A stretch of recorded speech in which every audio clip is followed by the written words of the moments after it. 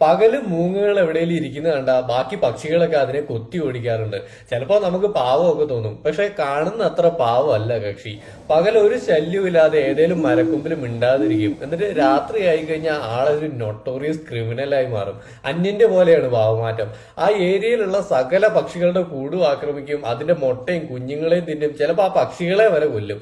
ആ പേടിയുള്ളതുകൊണ്ടാണ് പകല് മൂങ്ങകളെ കണ്ട ബാക്കി പക്ഷികൾ ആ ഏരിയയിൽ നിന്ന് തന്നെ മൂങ്ങയെ കൊത്തി ഓടിക്കുന്നത്. കാട്ടില് പക്ഷികൾ ഏറ്റവും പേടിക്കുന്നതും ഈ പകൽമാന്യന്മാരെയാ.